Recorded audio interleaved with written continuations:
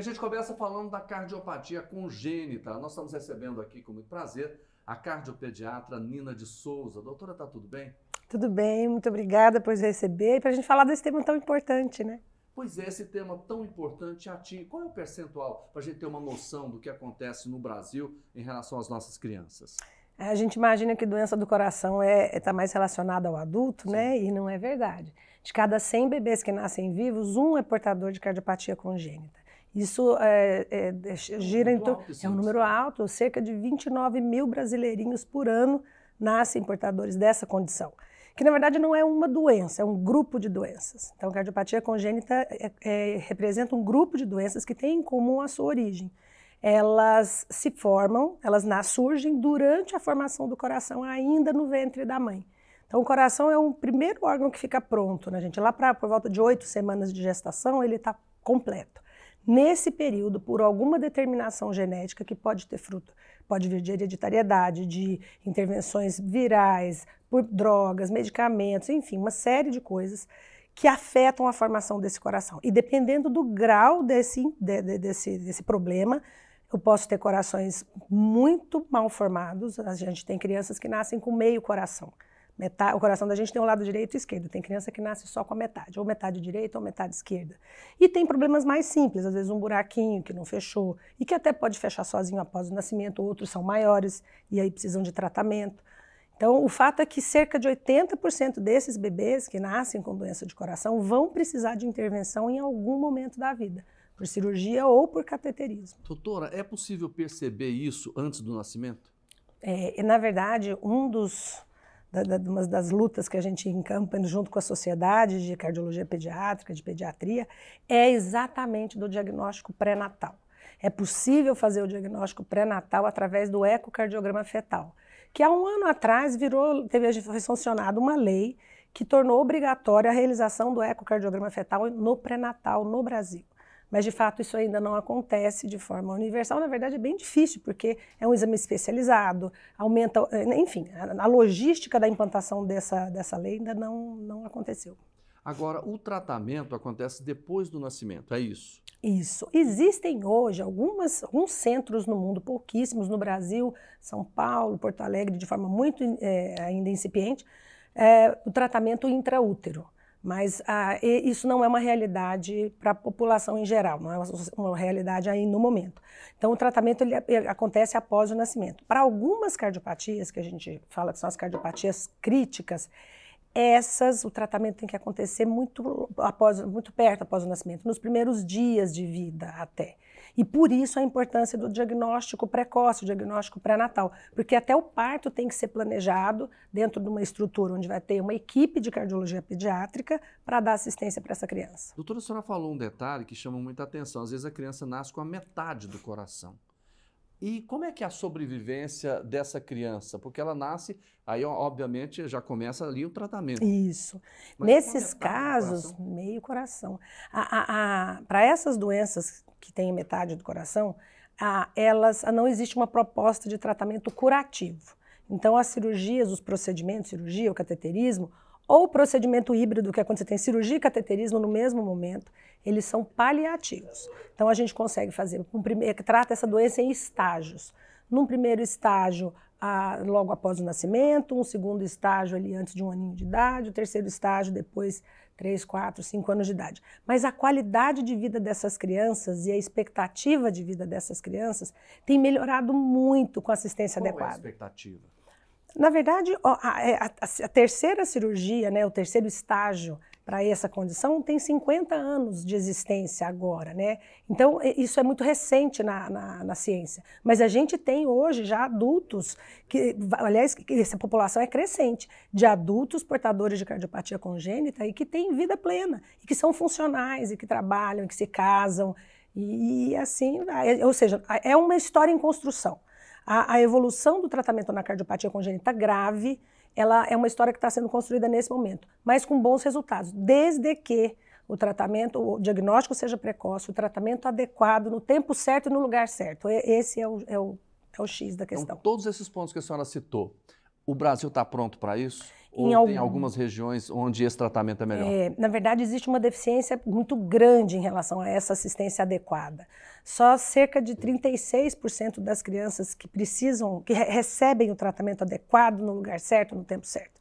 Então, o grande problema, e é isso que a gente tenta alertar e sensibilizar a comunidade, gestores em saúde, é que é preciso investir no tratamento desses 64% que estão ficando sem assistência adequada. Porque não só aumenta o risco de morte, mas até do ponto de vista de peso de onerar o Estado, porque não se tornam adultos funcionais e muitas vezes oneram até o próprio sistema de previdenciário do país. E se a gente fizer uma conta, a senhora falou, são 29 mil crianças em média que nascem por ano com esse problema no Brasil. Isso. Então nós temos aí quase 20 mil sem um atendimento adequado. Exatamente. São 20 mil vidas. 20 mil vidas que deveriam... Você perguntou da distribuição dos centros, né? Sim. A gente tem... O Ministério da Saúde catalogou 67 centros de tratamento. Mas isso não é real. Primeiro porque na maioria deles não se faz o número mínimo de cirurgias exigidas. Na maioria deles não existe a estrutura para tratar as cardiopatias de maior complexidade, como essas de meio coração. Então, é muito desigual. Na região sudeste, eles estão mais concentrados. Goiás, nós temos no UGOL, o nosso centro de tratamento. O UGOL tem esse tipo de tratamento? O UGOL avançou muito. A cardiologia pediátrica no UGOL existe há 4 anos apenas, né? Foi iniciada no meio da pandemia, num cenário totalmente adverso, e cresceu e avançou muito. Ainda precisamos avançar mais, mas isso tem sido conquistado ao longo do tempo e hoje um número enorme de pacientes de goianos não precisam ir para fora para receber o tratamento. Mas quando se trata da metade do coração, é São Paulo? Há pouco tempo atrás a resposta era sim, sempre. Hoje nem sempre. Hoje a gente seleciona. Alguns casos, a síndrome da hipoplasia do coração esquerdo, essa doença a gente ainda não consegue fazer os 3 estágios aqui em Goiás. Mas a hipoplasia do coração direito a gente já faz. E na hipoplasia do coração esquerdo, o primeiro estágio hoje aqui em Goiás a gente consegue fazer de forma híbrida, que não é a cirurgia, é a cirurgia e cateterismo junto. Dessa forma, a gente consegue tratar esse bebê de uma forma menos agressiva, para que ele possa esperar o segundo estágio, e aí sim a gente tem encaminhado essas crianças para São Paulo. Doutora, a senhora falou no UGOL, o UGOL é de graça, né? É pelo SUS. Agora, lá em São Paulo, é também pelo SUS? Cerca de 90% dos atendimentos em cardiologia pediátrica acontecem pelo SUS.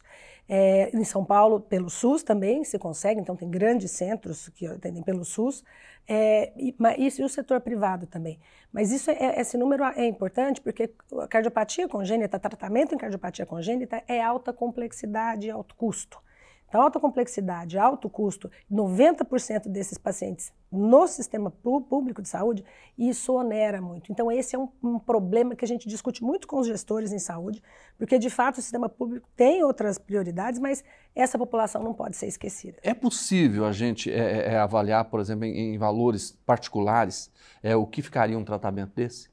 Claro que depende da cardiopatia. Depende muito, porque o grau de complexidade varia muito. Então, dos casos mais simples, eu vou dizer alguns orçamentos recentes que a gente tem, em casos mais simples, cerca de 80, 100 mil.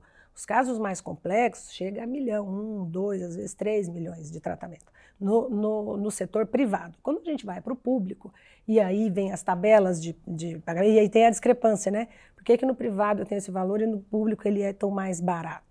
E aí qual que é o custo real? Existe uma caixa preta em torno disso, né? Assim, qual é o custo real? Por que o SUS paga menos do que se faz e aí acaba fazendo de uma forma muito mais difícil com cortes, e isso compromete qualidade de assistência.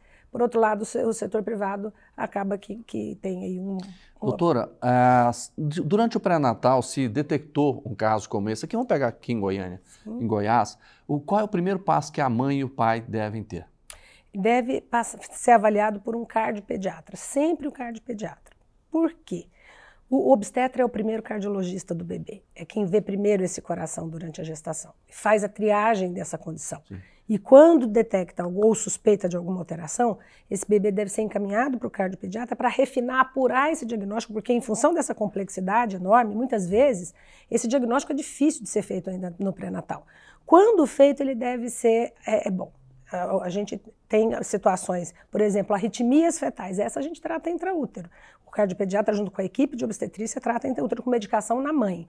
Mas, quando eu tenho uma cardiopatia que vai precisar de cirurgia logo após o nascimento, esse parto tem que ser planejado para acontecer dentro de um serviço que tenha condição de confirmar esse diagnóstico através de um ecocardiograma após o nascimento e esse bebê ser tratado. O que acontece aqui em Goiás hoje é que a gente não tem, por exemplo, no UGOL, o parto no UGOL. Então, o parto acontece na maternidade Dona Iris, no EMU, na Ser Cidadão. Quando esse bebê é diagnosticado, ou tem o diagnóstico pré-natal, sim, e quando tem o diagnóstico pré-natal vai para o EMU, que é a nossa maternidade de alto risco. O bebê nasce no EMU, é avaliado pela equipe de cardiologia pediátrica do EMU, tem uma equipe de cardiopediatria dentro do EMU, faz o ecocardiograma e aí esse bebê é transferido para o UGOL. Ele já vai direto para o UGOL. A gente assim, geralmente 1 dia, 2, a equipe de cardiopediatria do EMU faz a assistência inicial, porque as cirurgias, os procedimentos, eles não precisam ser realizados imediatamente após o nascimento. Mas existe uma medicação para essas cardiopatias críticas que precisa ser colocada em infusão venosa no momento do nascimento. Então a criança nasce, vai para a UTI neonatal, tem um acesso venoso garantido, essa medicação começa a correr, com isso a gente garante a fisiologia do feto mesmo após o nascimento do bebê. E aí a gente ganha tempo, alguns dias, para que essa transferência seja feita. Mas ele precisa ficar no hospital. Ele não pode ir para casa. Em UTI. Em UTI. A criança nasce, independente das condições de nascimento, pode nascer muito bem, mas ela precisa ir para um ambiente de terapia intensiva. Doutor, e aí, por exemplo, as pessoas começam a fazer esse tratamento, ela vai para um hospital mais especializado nisso, e aí a senhora disse que tem um grande número ainda que não tem esse acesso. Isso, né? Exatamente. Aí ele volta para casa? A gente tem ainda óbitos de bebês sem o diagnóstico, porque às vezes, dependendo do lugar que nasce, do tipo de assistência de pré-natal que recebe, porque nem todo pré-natal a gente sabe que tem uma deficiência grande na atenção primária. Eu falo que é uma corrente com vários elos. Nós estamos falando do elo, o topo dessa cadeia, que é o serviço especializado para tratamento de doença complexa.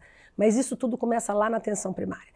Então, quando o pré-natal não é feito de forma adequada, não faz ultrassom, não faz ecocardiograma fetal, a criança vai para o nascimento sem esse diagnóstico. Após o nascimento, existe uma outra possibilidade, outro momento para detectar essas cardiopatias, que é o teste do coraçãozinho. O teste do coraçãozinho foi instituído como obrigatório em território nacional desde 2014. É um teste de oximetria de pulso, aquele oxímetro, a gente coloca na mãozinha e no pezinho do bebê. Com isso a gente tria os bebês com essas cardiopatias mais graves, aí esse bebê tem que fazer o ecocardiograma. Mas ainda falha. Então você não fez diagnóstico no pré-natal, não fez diagnóstico na maternidade, muitas vezes o bebê vai para casa. E nessas condições ele deteriora, a família não sabe o que está acontecendo, e os sintomas iniciais são parecidos com sintomas de bebê normal. Tá cansadinho, mas recém-nascido respira mais rápido mesmo. Tá chorando muito. Mas o leite não desceu. Então, muitas vezes, esse bebê está em casa em uma condição de deterioração clínica e aí, quando se instala um choque cardiogênico, que é uma condição grave, crítica, esse bebê volta para a rede de assistência, muitas vezes, sem condições já de qualquer tipo de tratamento. Doutora, eu fiquei muito feliz em trazer a senhora para a gente esclarecer uma situação tão complicada como essa que envolve os nossos bebês. Por isso, obrigado pela participação. Nós conversamos com a cardiopediatra Nina de Souza.